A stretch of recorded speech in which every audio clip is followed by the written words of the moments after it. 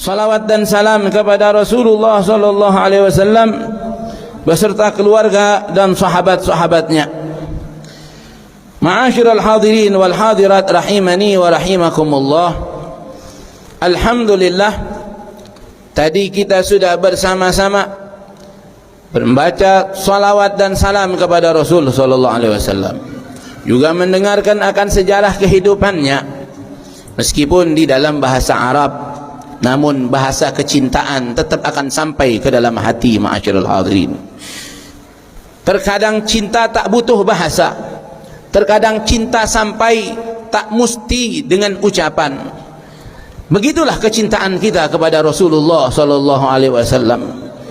Mudah-mudahan apa yang kita lakukan di malam hari ini mendatangkan ridha Allah Subhanahu wa taala kepada kita semua. Amin ya rabbal alamin. Kemudian tadi kita sudah juga bacakan daripada satu dua hadis di dalam kitab Syama'il Muhammadiyah. Ini hanya untuk mengistiqamahkan bahwa ini tahun ketiga kita membaca kitab ini, dan sudah sampai kepada bab yang ke-52 daripada bab yang menerangkan tentang bagaimana kehidupan Nabi Muhammad sallallahu alaihi wasallam. Di hadis yang tadi kita bacakan menceritakan bagaimana Nabi sallallahu alaihi wasallam hidup dalam keadaan lapar. Nabi jarang kenyang, ma'asyiral hadirin. Bahkan ketika para sahabat mengadukan akan kelaparan diri-diri mereka, bahkan sebagian mereka saking laparnya mereka mengikatkan batu ke perutnya mereka. Sebab kalau lapar itu sebentar ditekan pakai tangan, maka akan hilanglah daripada rasa lapar tersebut. Tapi kalau lapar itu sudah berlangsung berhari-hari, maka tak sanggup lagi tangan untuk menekan perut, maka diambillah batu, diikatkan kepada perut-perutnya para sahabat Nabi sallallahu alaihi wasallam. Begitu kehidupan para sahabat Rasulullah sallallahu alaihi wasallam. Namun ketika mereka datang kepada Nabi sallallahu alaihi wasallam mengadukan akan laparnya perut mereka, sehingga mereka membuka perutnya, mengangkat pakaiannya, menunjukkan kepada Nabi sallallahu alaihi wasallam, mengeluarkan masing-masing mereka itu di dalam ikatan tersebut satu batu, melaporkan lapar, ya Rasulullah, sudah diganjal pakai satu batu. Namun ma'asyiral hadirin, Rasul sallallahu alaihi wasallam dalam kondisi yang seperti itu, ternyata Nabi tidak kenyang juga. Ternyata Nabi lebih lapar daripada para sahabat. Kalau sahabat tadi mengganjal dengan satu batu, Rasul sallallahu alaihi wasallam sudah mengganjal perutnya dengan dua batu. Ini menunjukkan Rasulullah sallallahu alaihi wasallam sudah lebih lama daripada para sahabat di dalam menahan rasa laparnya. Ini Nabi kita, ma'asyiral hadirin, hidup dengan penuh keprihatinan, hidup penuh dengan keprihatinan. Beliau benar-benar mengetahui akan hakikat dunia ini, sehingga beliau meninggalkan dunia ini sama sekali tanpa mengambil bagian daripada bagian dunia ini. Ini yang digambarkan di dalam kehidupan Rasulullah sallallahu alaihi wasallam secara singkatnya. Walhasil, jika Nabi kita hidup dalam kesederhanaan, maka mari kita tiru Nabi kita ini. Kita hidup mari dalam kesederhanaan. Mari kita gunakan harta kita untuk apa? Untuk bagaimana menghidupkan agama Allah Subhanahu wa taala. Untuk bagaimana kita membantu fakir miskin. Untuk bagaimana kita membantu berdirinya madrasah-madrasah. Bagaimana membantu berdirinya masjid-masjid. Mari kita gunakan harta kita untuk kebaikan. Jangan sekedar kita nikmati sendiri saja. Sebab setiap apapun yang kita nikmati nanti akan kita pertanggungjawabkan di hadapan Allah Subhanahu wa taala. Begitu Nabi kita hidupnya. Namun bagaimana dengan kita? Maukah kita meniru Nabi kita? Kalau kita mau niru Nabi kita, mungkin kita tak usah terlalu lapar. Sudah jangan banyak kenyang saja dah. Sudah jangan banyak kenyang. Sebab perut yang selalu kenyang itu berbahaya. Sebab perut yang selalu kenyang itu akan menyebabkan hatinya menjadi mati, tubuhnya menjadi malas, ibadah menjadi malas. Maka daripada itu, mari mulai malam ini Yuk kita kurang-kurangin makan. Biar apa? Biar akal kita cerdas, amal kita banyak. Ini diantara hikmah jika kita melaparkan daripada perutnya kita. Begitulah yang dilakukan oleh Rasulullah Sallallahu Alaihi Wasallam. Meski Nabi Sallallahu Alaihi Wasallam tidak juga melarang kita untuk kita menjadi orang kaya, ya, tidak melarang kita, silahkan. Namun Nabi mencontohkan, Nabi nyontohkan hidup miskin. Kita berlomba-lomba jadi kaya. Coba kalau Nabi ini orang kaya, kita lebih gila lagi mungkin. Nah, oleh karena itu, mudah-mudahan satu dua hadis yang kita dengarkan di malam hari ini, insya Allah kitab ini akan kita hatamkan insya Allah pada pertemuan di malam 12 Rabiul Awal, ya, karena tinggal 3 bab lagi selesai daripada kitab Syama'il Muhammadiyah. Dan ini ya kita akan hatamkan nanti di malam 12 Rabiul Awal. Ya, kami mengundang juga untuk sama-sama hadir ya, di malam 12 Rabiul Awal untuk sama-sama kita menghatamkan kitab ini di Baitul Habib. Ya, di Baitul Habib nanti dari asar kita baca ulang kembali, ya, dari asar kita baca ulang sampai maghrib nanti selesai insyaallah. Ya, ini cuman ya, sekitar 400-an hadisnya, insyaallah dalam 2 jam selesai. Nanti di malam harinya kita akan hatamkan bersama-sama insyaallah. Nah, ma'asyiral hadirin wal hadirat rahimani wa rahimakumullah, karena malam hari ini banyak daripada guru-guru kita juga hadir di sini. Ada Ustaz Arnof, ada Ustaz Hanafi, ada asatidz yang lain. Maka tentu sangat baik sekali jika kita minta kepada masing-masing asatidz yang ada di sini untuk memberikan kilmatain atau tausiah kepada kita. Ini masih jam 7.30, jadi masih lama. Jam 7.30. Jadi harap sabar dulu, ya. Ini perkumpulan yang mulia, ini perkumpulan yang jarang ada, ya.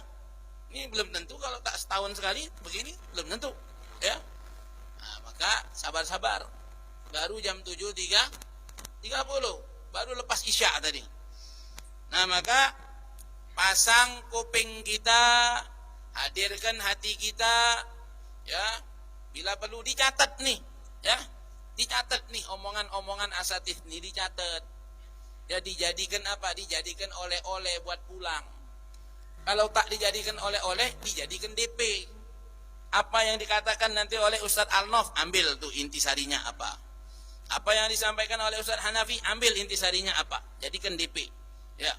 Nah, itu insyaallah menjadi amal bagi kita juga, ketika orang lain dapat mengambil pelajaran dari apa yang kita tulis. Jadi tak usah nulis yang macam-macam, ya. Yang tak penting-penting tak usah ditulis. Tulis yang penting. Nah, ini ucapan-ucapan insyaallah mengandung manfaat. Nah, mari sama-sama kita mulai dari Ustaz Arnof, nanti terus ke samping sana, masing-masing mungkin 5 menit cukup lah, ya. Ya, betul nggak Ustaz Hanafi? 5 menit. Ya. Nah, di akhir, ya, nanti dari sini terus Ustaz Arnof yang mulai. Sallu ala Nabi Muhammad. Wa ala Ustaz Arnof wa alaihi falyatafaddal. Assalamualaikum warahmatullahi wabarakatuh. Waalaikumsalam warahmatullahi wabarakatuh. Bismillahirrahmanirrahim. Alhamdulillahirabbil alamin. Allahumma salli ala sayyidina Muhammadin. Yang kita muliakan Habibuna, kita muliakan para asatidz yang duduk mulai dari ujung kanan sampai ujung kiri semuanya. Semoga Allah tambahkan rahmat untuk asatidz kita, Allah tambahkan hidayah untuk kita semua, dan kita semua semakin semangat untuk belajar ilmu agama insyaallah. Para ahibba yang dirahmati Allah Subhanahu wa taala, saya ingin menyampaikan cukup 2 poin saja. Pertama, tentang Maulid Nabi ini, jika ada yang mengatakan bahwa tidak pernah Rasulullah membuat maulid, sahabat tidak pernah membuat maulid, kemudian para ulama salaf tidak pernah membuat maulid, orang-orang seperti ini mesti mengemukakan argumen, mesti mengemukakan dalil. Kenapa? Karena pernah sejak dahulu ada argumen, ada dalil bahwa Nabi tidak maulid, sahabat tidak maulid, para ulama salaf tidak maulid. Enggak pernah ada pernyataan gitu dari para ulama. Yang ada, Nabi pernah maulid, Nabi membuat maulid. Itu poin pertama. Karena kita mesti bedakan, orang tidak ada dalil dengan tidak tahu dalil, dua hal yang berbeda. Kalau ada orang menuduh maulid tidak ada dalilnya, kita bisa tanya, Anda hafal ayat Al-Quran berapa? Anda hafal hadis Nabi berapa? Kenapa Al-Hafiz seperti Imam As-Suyuti, Imam Ibnu Hajar dan banyak Al-Hafiz yang lain, ini bukan Al-Hafiz dalam arti orang hafal Quran, tapi Al-Hafiz dalam ilmu hadis. Mereka mengatakan ada dalil maulid Nabi. Mereka bukan orang sembarang. Ratusan ribu hadis dengan sanad dan matan hafal oleh mereka, mengatakan maulid Nabi ada dalil. Orang yang tidak hafal hadis, yang merasa ahlus sunnah, kenapa mengatakan tidak ada dalil maulid? Sementara para ulama al-hafiz, para huffaz mengatakan ada dalil maulid. Maka mereka mesti mengajukan argumen membuktikan tak ada dalil. Bagi kita banyak dalil. Contoh, para a'immah dari ayat Al-Quran mengambil istimbat dari ayat wa dzakirhum bi ayyamillah. Tengok surah Ibrahim ayat 5. Ingatkan Muhammad, umat engkau, terhadap hari-hari yang Allah istimewakan, terhadap hari-hari yang Allah muliakan, Allah lebihkan dibanding hari yang lain. Tidak ada hari lebih afdal, tidak ada hari lebih baik, tidak ada hari lebih besar nikmat bagi umat Nabi Muhammad dibanding datangnya Nabi Muhammad sallallahu alaihi wasallam. Jika hari yang lain, nikmat selamatnya Nabi Musa, nikmat-nikmat besar yang lain disuruh Allah untuk diingatkan, mestinya nikmat kelahiran Nabi Muhammad mesti lebih patut, lebih prioritas untuk diingatkan kepada umat Nabi Muhammad sallallahu alaihi wasallam. Ini poin pertama. Yang kedua, dari dalil-dalil hadis Nabi sallallahu alaihi wasallam. Contoh ketika di saat ditanya Rasulullah, su'ilan Nabi an saumi yaumil itsnain, ditanya puasa hari Senin, Nabi menyebutkan bahwa hari Senin itu adalah yauma wulidtu fih, aku dilahirkan di hari Senin itu. Karena dilahirkan dan Nabi Muhammad memiliki kelebihan yang lebih dibanding yang lain, Nabi bersyukur. Bentuk syukur itu banyak, bisa dengan salat, bisa dengan sujud, bisa dengan baca Quran, bisa dengan puasa, bisa dengan ta'lim, bisa dengan berbagai taat, berbagai kebaikan. Jika orang-orang membuat dengan puasa, kita buat dengan haflah, dengan ihtifal maulid Nabi sallallahu alaihi wasallam. Kita baca madaihun Nabi, kita baca qasaid, berbagai qasidah tentang Nabi sallallahu alaihi wasallam yang ujungnya melahirkan rasa rindu, rasa cinta, dan kita punya wala yang jelas, dan tumbuh terus rasa cinta itu kepada Rasulullah sallallahu alaihi wasallam. Silahkan buat dengan cara puasa, silahkan buat dengan amalan yang lain, semuanya ketaatan, tanda syukur kepada Allah subhanahu wa ta'ala. Maulid kita tak lebih daripada syukur kepada Allah subhanahu wa ta'ala. Kita hanya enggak tahu dalil, bukan enggak ada dalil. Kenapa? Karena kita bukan para ulama seperti mereka. Mereka memahami dalil dengan rinci, kita paham dalil secara global saja. Jadi kita beramal dengan dalil melalui ulama. Ulama berdalil langsung dengan dalil yang ada.